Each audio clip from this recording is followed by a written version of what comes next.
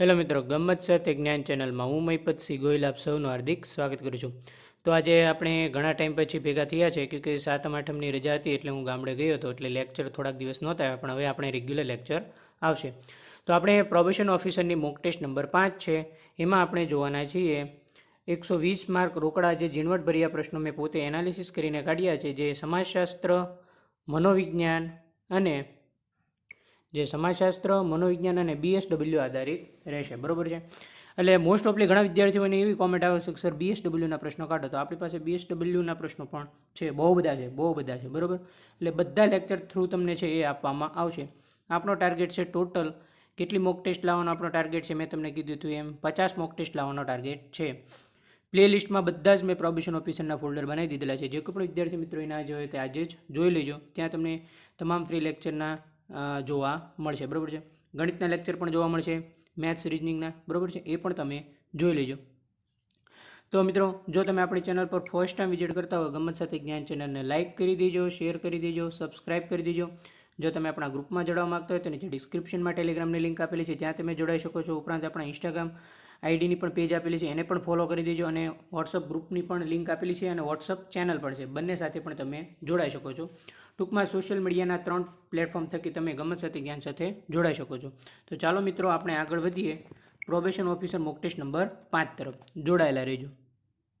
અને વિદ્યાર્થી મિત્રો, ખાસ જો તમે લેક્ચર જોવો છો તો આખો લેક્ચર જોઈજો, જેથી તમને ઝીણવટભર્યા પ્રશ્નોની માહિતી મળી રહે.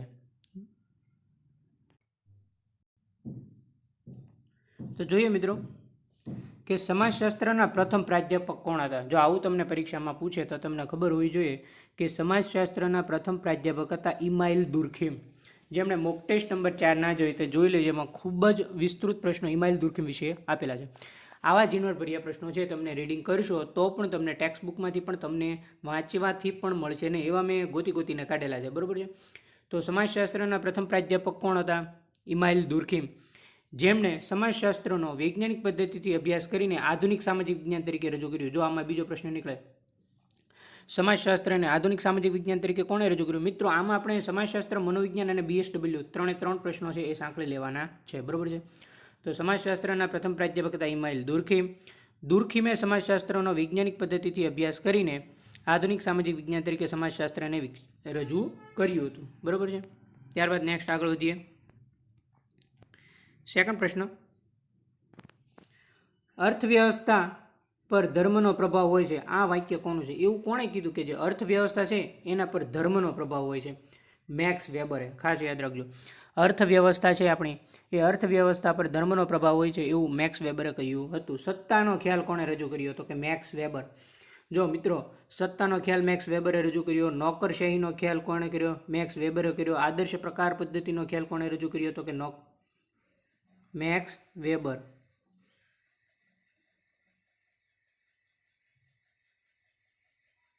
આ બધી તમને ખબર હોવી જોઈએ. જેમને 4 મોક ટેસ્ટ ના જોયું તો જોઈ લો, જેમાં મેં વિસ્તૃત ડિટેલેડ માહિતી આપી છે.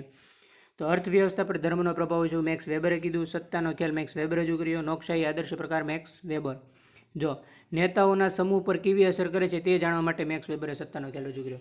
હવે મેક્સ વેબરે સત્તાનો ખ્યાલ હું કામ રજૂ કર્યો? કે નેતાઓ છે, નેતાઓ એ સમૂહ ઉપર, જે જૂથ હોય, ટોળું, 2 કે તેથી વધુ સભ્યોનું બનેલું સમૂહ, એના પર કેવી અસર કરે છે એ જાણવા માટે મેક્સ વેબરે સત્તાનો ખ્યાલ રજૂ કર્યો છે.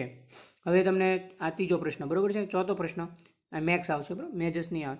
મેક્સ વેબરે સત્તાના કેટલા પ્રકાર દર્શાવ્યા છે અને ક્યાં ક્યાં? તો કે મેક્સ વેબરે સત્તાના 3 પ્રકાર દર્શાવ્યા છે. 1 બૌદ્ધિક સત્તા, 2 પરંપરાગત સત્તા અને 3 વિભૂતિમાન સત્તા. બૌદ્ધિક, પરંપરાગત અને વિભૂતિમાન સત્તા, બરાબર છે, ડન છે. તો નોકરશાહીનો ખ્યાલ કોણે રજૂ કર્યો? મેક્સ વેબર રજૂ કર્યો. આદર્શ પ્રકાર અભ્યાસ પદ્ધતિનો ખ્યાલ કોણે રજૂ કર્યો? મેક્સ વેબરે રજૂ કર્યો. અર્થવ્યવસ્થા પર ધર્મનો પ્રભાવ હોય છે એવું કોણે કીધું? મેક્સ વેબરે કીધું. મેક્સ વેબરે સત્તાનો ખ્યાલ શા માટે રજૂ કર્યો? જો એવું પૂછે તો કે નેતાઓ છે એ સમૂહ જીવન પર અસર કરે છે તે જાણવા માટે મેક્સ વેબરે સત્તાનો ખ્યાલ રજૂ કર્યો. સત્તાના પ્રકાર કોણે આપ્યા અને ક્યાં ક્યાં? તો કે સત્તાના પ્રકાર મેક્સ વેબરે આપ્યા. 3 છે: બૌદ્ધિક સત્તા, પરંપરાગત સત્તા અને વિભૂતિમાન સત્તા.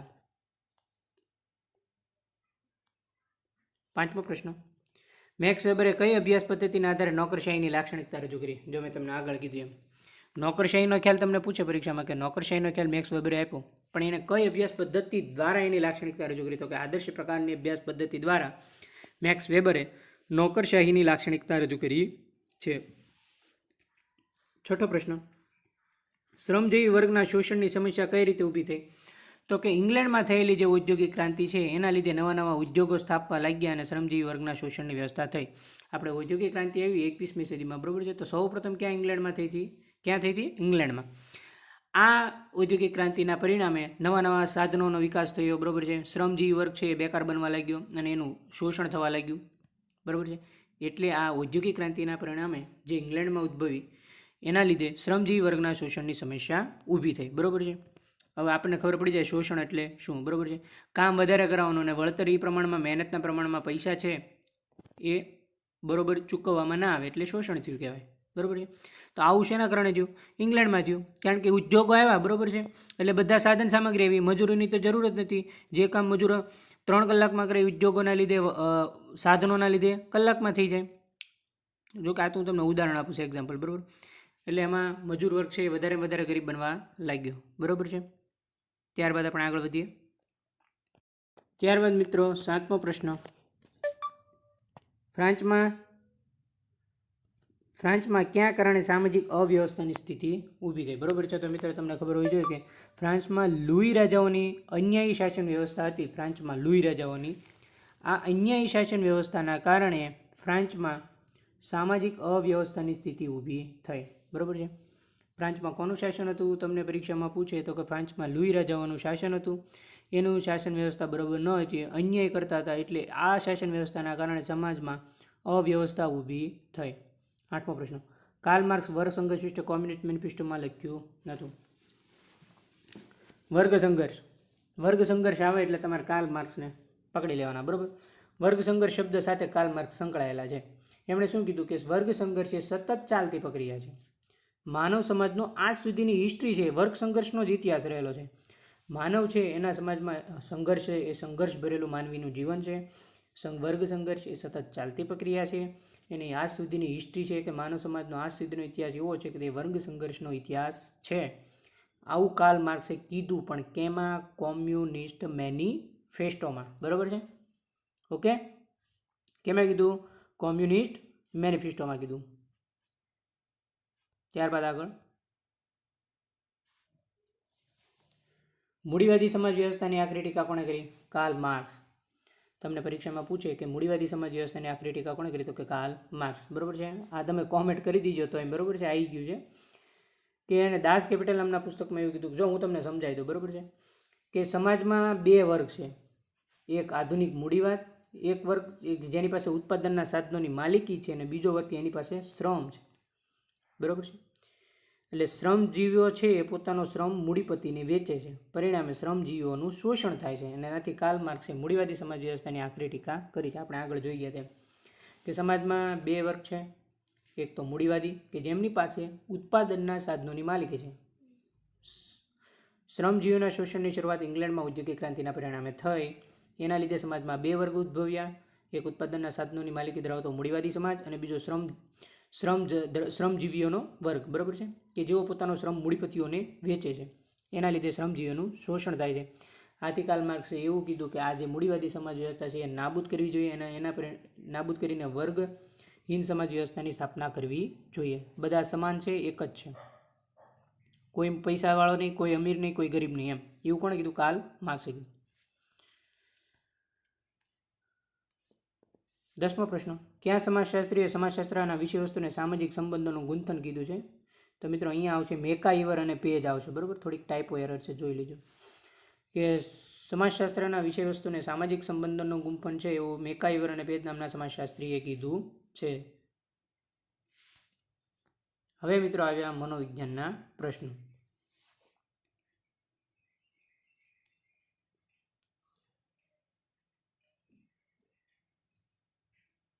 મનોવિજ્ઞાન એટલે શું? શોર્ટમાં કહી દો મિત્રો, મનોવિજ્ઞાન એટલે માનવીના વર્તનનો અભ્યાસ કરનારું વિજ્ઞાન.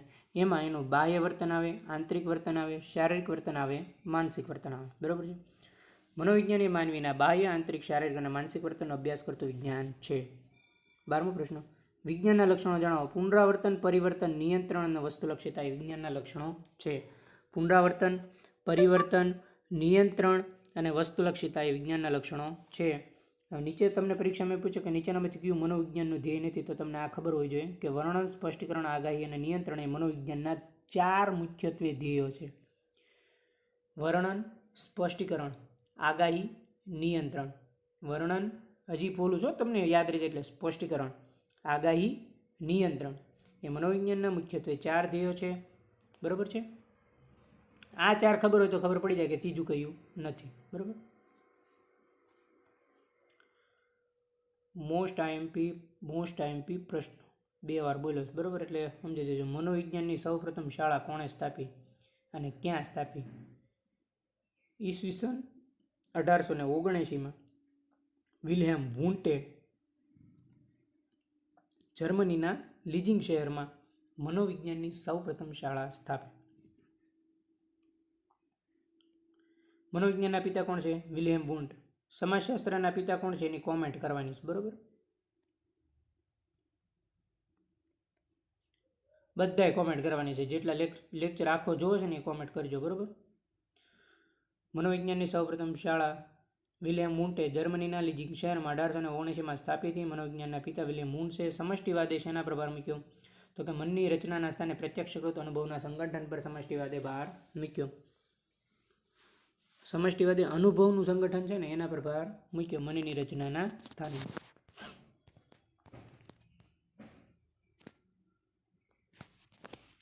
વાર્તનિક અભિગમના વિકાસમાં ફાળો આપનાર મનોવૈજ્ઞાનિકો ક્યાં ક્યાં છે? તો કે વોટસન, સ્કિનર, ગ્રંથિ અને ટોલમેન.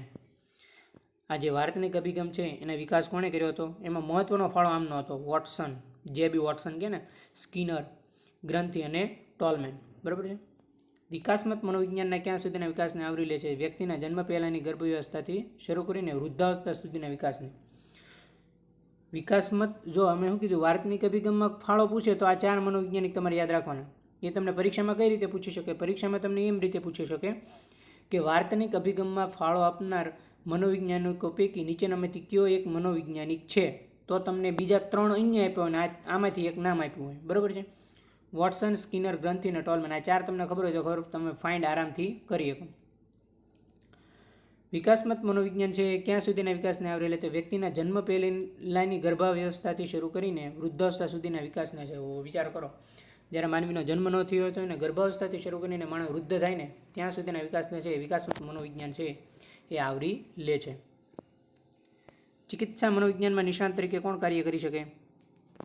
બરાબર છે. એક જ મિનિટ. MA MPhil સુધીનો અભ્યાસ કર્યો હોય, જેમણે MA અને MPhil, બરાબર છે, એ લોકો ચિકિત્સા મનોવિજ્ઞાનમાં નિષ્ણાત તરીકે છે એ કાર્ય કરી શકે છે. બરાબર છે. MA MPhil.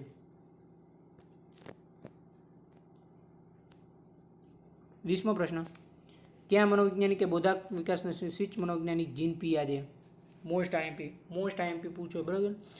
હજી તમારે એક મેં આગળના મોક ટેસ્ટમાં પણ કે મોડેલ પેપરમાં એક પ્રશ્ન આપ્યો હતો. પ્રયત્ન અને ભૂલ દ્વારા અધ્યયનનો સિદ્ધાંત કોણે આપ્યો? એ તમારે કોમેન્ટ કરવાની છે. બરાબર છે.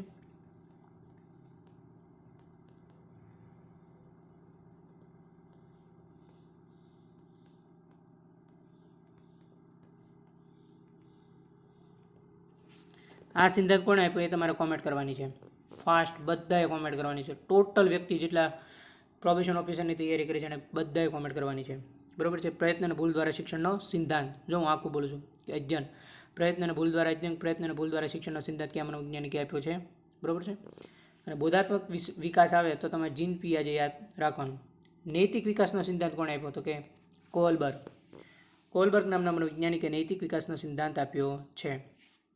વિશ્વાસ વિરુદ્ધ અવિશ્વાસના તબક્કાની ચર્ચા કોણે કરી? તો કે અમેરિકન મનોવૈજ્ઞાનિક એરિકસન. એનું નામ જો એરિકસન. બરાબર, ખાલી નીચે પાછળ સન આવશે. એરિકસન. એ વિશ્વાસ વિરુદ્ધ અવિશ્વાસના જે તબક્કા છે એમની ચર્ચા છે એ અમેરિકન મનોવૈજ્ઞાનિક એરિકસને આપી છે. બરાબર છે. ફટાફટ. બોધાત્મક વિકાસનો સિદ્ધાંત જીન પિયાજે, નૈતિક વિકાસ કોલબર્ગ, પ્રયત્ન અને ભૂલ દ્વારા શિક્ષણનું અધ્યયન. તમારે કોમેન્ટ કરવાની છે. વિશ્વાસ વિરુદ્ધ અવિશ્વાસના તબક્કાની ચર્ચા એરિકસને કરી છે. 23મો પ્રશ્ન. અમૂર્ત ક્રિયાત્મક તબક્કો કયા વર્ષમાં જોવા મળે? તો કે 12મા વર્ષમાં. અમૂર્ત ક્રિયાત્મક તબક્કો છે તે 12મા વર્ષમાં જોવા મળે છે. 24મો પ્રશ્ન. માનવ ઉત્ક્રાંતિના સીમાસ્તંભો ક્યાં છે? તો દ્વિપગીપણું, મગજનો વિકાસ, ભાષાનો વિકાસ. જો દ્વિપગીપણું, મગજનો તમારો વિકાસ, પછી તમારી ભાષાનો વિકાસ, એ માનવ ઉત્ક્રાંતિના સીમાસ્તંભો છે કે માનવે ઉત્ક્રાંતિ કરી છે. દ્વિપગીપણું, મગજનો વિકાસ અને ભાષાનો વિકાસ. 25મો પ્રશ્ન, માનવ શરીરમાં રંગસૂત્રોની કેટલી જોડ હોય છે? કે 23. આ બધાને આવડે, બરાબર છે. માનવ શરીરમાં રંગસૂત્રોની જોડ 23 હોય છે. માનવ શરીરના હાડકાની સંખ્યા કેટલી હોય છે એ તમારે કોમેન્ટ કરવાની છે, બરાબર છે. બધા આ તો તમને આવડો જ, સામાન્ય જ્ઞાનનો પ્રશ્ન છે. માનવ શરીરમાં રંગસૂત્રોની જોડ 23 છે. હાડકાની સંખ્યા કેટલી છે? પુખ્ત મનુષ્યના હાડકાની સંખ્યા, બરાબર, તમારે કોમેન્ટ કરવાની છે. હવે મિત્રો આવ્યા BSWના પ્રશ્નો, બરાબર છે. જોઈએ સામુદાયિક સંગઠનમાં મુખ્યત્વે કેટલી વિભાવના છે? તો કે 4. સામુદાયિક સંગઠનમાં મુખ્યત્વે 4 વિભાવના છે. કેટલી વિભાવના છે? 4.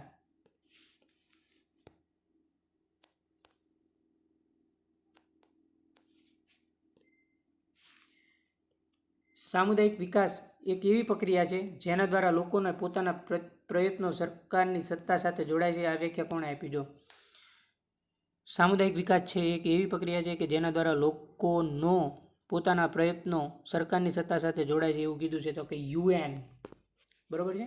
UN એવું કીધું કે સામુદાયિક વિકાસ છે કે એ પ્રક્રિયા છે કે લોકોના પોતાના પ્રયત્નો સરકારની સત્તા સાથે જોડાય છે. આવી વ્યાખ્યા છે એમણે આપી છે. 28મો પ્રશ્ન, BSWના પ્રશ્નો મારી પાસે બહુ બધા છે, ઘણા વિદ્યાર્થીઓનો કોમેન્ટ આવીશ, બધા પ્રશ્નો લેક્ચર થકી આપીશ, બરાબર છે. એકવાર આપણે 100 પ્રશ્નોનું BSWના જ લાવશું. National conference of social work seminar સૌપ્રથમ ક્યારે યોજાયો? તો કે 1939માં. National conference of social work seminar છે એ સૌપ્રથમ 1939માં છે એ યોજાયો હતો.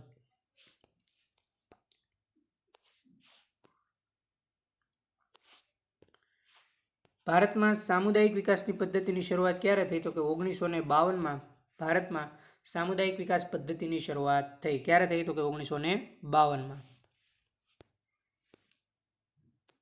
30મો પ્રશ્ન, સામુદાયિક સંગઠનની કુશળતાઓ કેટલી છે? તો કે 7 છે એ સામુદાયિક સંગઠનની કુશળતાઓ છે. કેટલી છે ટોટલ સામુદાયિક સંગઠનની કુશળતા? 7.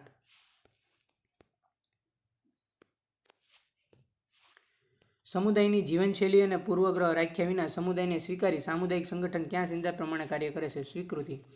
જો સમુદાય છે ને એ કોઈ પણ જાતનો પૂર્વગ્રહ ન રાખે, એક સંગઠન કહેવાય, બરાબર છે. એમાં સ્વીકૃતિ જ હોય, બરાબર છે. કોઈ માનો કે પોતાનું એક ઉદાહરણ તરીકે આપું, કોઈ એક કુટુંબ હોય, બરાબર, સમૂહ, આપણે સમુદાયને પછી સમજાવીએ, બરાબર, સહેલા પડતી.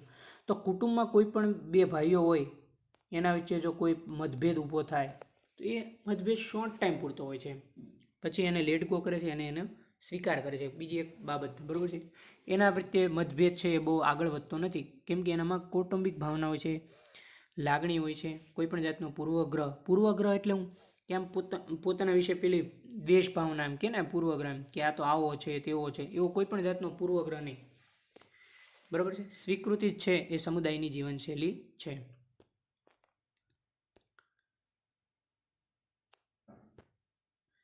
બત્રીસમો પ્રશ્ન, સમુદાયની જટિલતામાંથી નીચેનામાંથી કોનો સમાવેશ થતો નથી? સામાજિક નેતૃત્વ છે એનો સમાવેશ નહીં થાય. બાકી સામાજિક માળખું આવે, નેતૃત્વના માપદંડો આવે અને પ્રાકૃતિક પરિવર્તન છે એ સમુદાયની જટિલતામાં આવે છે. સામાજિક માળખું, નેતૃત્વના માપદંડો અને પ્રાકૃતિક પરિવર્તન.